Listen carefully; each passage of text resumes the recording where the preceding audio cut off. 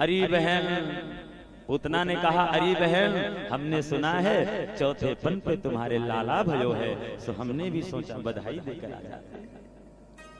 अब भोली भाली सीधी साधी बिचारी यशोदा रानी क्या जाने कि ये राक्षसनी है, और अपने लाला को उठाई और गोद में उठा करके पूतना की गोद में,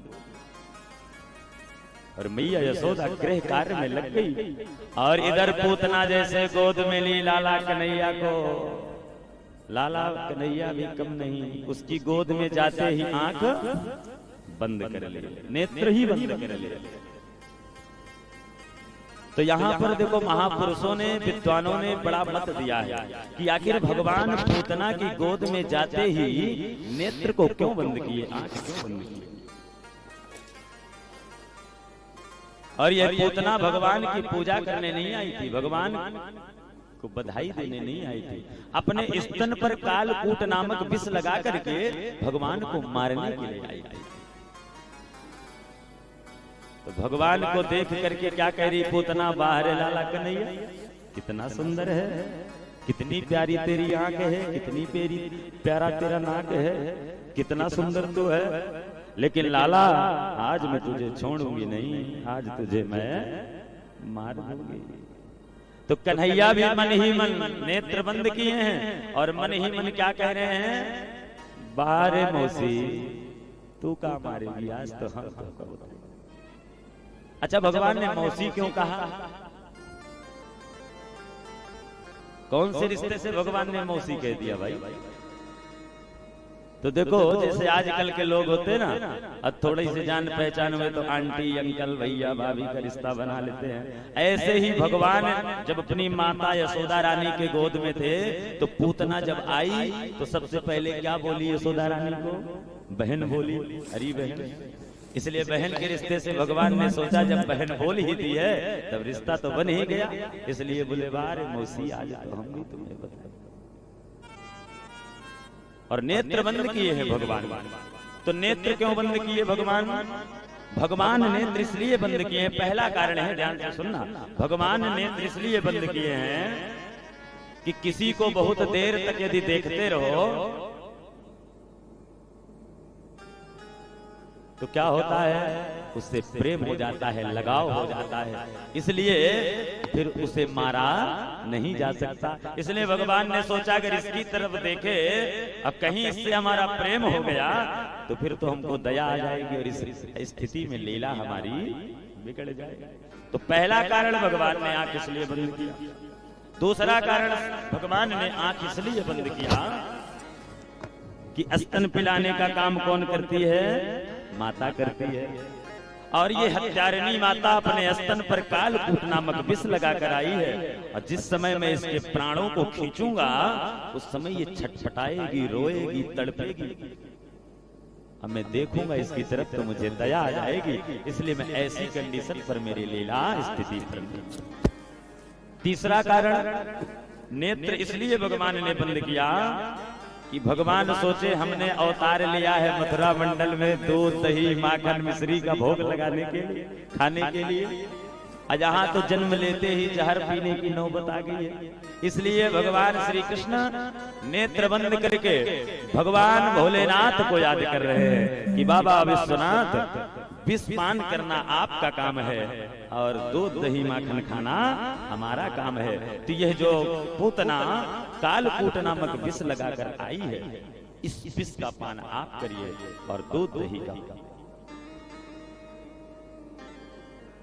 और भगवान पूतना के गोद में लेटे हैं और जैसे भगवान को उसने अपना स्तनपान कराना प्रारंभ किया तो भगवान सुखदेव जी कहते हैं, राजन भगवान केवल स्तन का पान ही नहीं कर रहे बल्कि उस स्तन पर लगा हुआ कालकूट जो विष है भगवान श्री कृष्ण उसका भी पान कर रहे हैं। और केवल कालकूट विष का पान ही भगवान नहीं कर रहे, भगवान उसके जन्म जन्मांतर के पापों का हरण भी कर रहे हैं।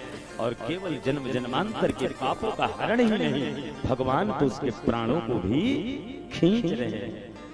अब जैसे प्राणों को खींचने लगे भगवान तो महाराज छटपटाने लगी, तड़पने लगी, बस कर छोड़ दे छोड़ दे छोड़ दे।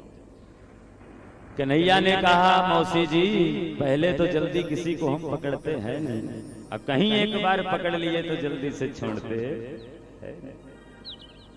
कन्हैया की भक्ति में यही है, पहले जल्दी किसी को पकड़ते नहीं और एक बार भगवान पकड़ ले तो उसे कभी छोड़ते नहीं। इसलिए मौसी अब छूट नहीं सकती। और सबके देखते ही देखते भगवान उसके स्तन का पान करते हुए प्राणों को जब खींचे तो सुखदेव जी कहते हैं राजन छटपटाने लगी और अपने भयानक राक्षसनी स्वरूप में प्रकट हो गई। और सबके देखते ही देखते भगवान ने उसके प्राणों को खींचा, एक दिव्य ज्योति निकली उसके शरीर से और देखते ही देखते उसी कृष्ण में लीन हो गई और उसका शरीर जो सब था वो पृथ्वी पर धड़ाम से गिरा। इतना विशाल शरीर था, इतना विशाल शरीर था कि सुखदेव जी ने वर्णन किया है कि कम से कम 200-400 वृक्ष उखड़ गए थे जब वो पृथ्वी पर गिरी थी। इतना भयानक सौ सारे ब्रजमंडल में आवाज गई थी। अब इधर बाबा भी मथुरा से पहुंच गए गोकुल। बाबा को पता चला मैया भैया ग्वाल बाल गाय बछड़े सब दौड़ करके पहुंचे। क्या हुआ मैया यशोदा देखी झट दे लाला कन्हैया को उठाई, क्योंकि लाला कन्हैया उसी की छाती पर बैठकर खेल रहे थे। तो कन्हैया को उठाई और कन्हैया को उठाकर प्यार दुलार करने लगी। ना जाने मेरे लाला को किसकी नजर लग गई। अब सीधी साधी मैया भोली भाली बिचारी क्या जाने कि मेरा लाला ही इतनी बड़ी राक्षसनी को राम नाम कर दिया है। इसलिए मैया यशोदा लाला को गाय की पूंछ से झाड़ने लगी, इसकी बलाएं हट जाए। और इधर बाबा नंद आ गए। सुखदेव जी कहते राजन जैसे बाबा नंद आए, बाबा नंद को सारी बात बताई गई तो उसके शव को ले जाकर के गोकुल से बहुत दूर जलाया गया। ध्यान देना। तो जब उसके शव को जलाया गया तो उसमें से दिव्य सुगंध आने लगी। परीक्षित ने हाथ जोड़ा, बोले हे मुनिवर कृपा करें। और यहाँ पर संदेह हो रहा है, संदेह ये हो रहा है कि आपने बताया कि ये पूतना तो राक्षसनी थी, भगवान को मारने आई थी, फिर इसके शरीर से दिव्य सुगंध क्यों आई? अरे भाई जो पुण्यात्मा हो सुगंध उसके शरीर से आए तो समझ आए, जो भगवान का दुश्मन हो, जो भगवान को स्वयं मारने आया हो, उसके शरीर से दिव्य सुगंध आ रही। तब सुखदेव जी ने कहा राजन यह मनुष्य के जीवन में दुर्गंध कब तक रहती है? जब तक भगवान से यह जीव दूर रहता है। जैसे भगवान का स्पर्श हो जाए सारी दुर्गंध समाप्त हो जाती है और उसके जीवन में, उसके शरीर में सुगंध ही सुगंध भर जाती है। इसमें कोई आश्चर्य की बात? जिसकी स्तन का पान एकमात्र जगत का स्वामी कर लिया हो, कौन सा स्वामी? जिन भगवान के चरण कमल की रज को पाने के लिए विचार करना, चरणों की धूल पाने के लिए करोड़ों वर्ष तपस्या करना पड़ता है, फिर भी चरण की धूल मिल जाए ना मिले इसकी कोई गारंटी। और वही भगवान स्वयं पूतना के स्तन का पान किए तो उसके शरीर में कौन सी दुर्गंध बचेगी? परीक्षित का संदेह दूर हुआ। परीक्षित ने पूछा महाराज यह पूर्व जन्म में कौन थी जो भगवान इसके स्तन का पान स्वयं कर रहे हैं? तब सुखदेव जी ने कहा यह राजा बलि जो थे ना, जिनकी यज्ञशाला में भगवान वामन गए थे, ये उनकी कन्या थी। राजा बलि की कन्या थी और राजा बलि की कन्या थी, इसका नाम रत्नमाला था। तो इसने जब भगवान वामन को बटुक रूप में देखा तो इतनी मोहित हो गई, इतनी मोहित हो गई कि इसने संकल्प कर लिया कि कहीं ये लाला अगर मेरा लाला होता, ये बटुक वामन कभी मेरा बेटा होता और इसको अपने स्तन का पान मैं कराती तो मेरा जीवन धन्य हो जाता।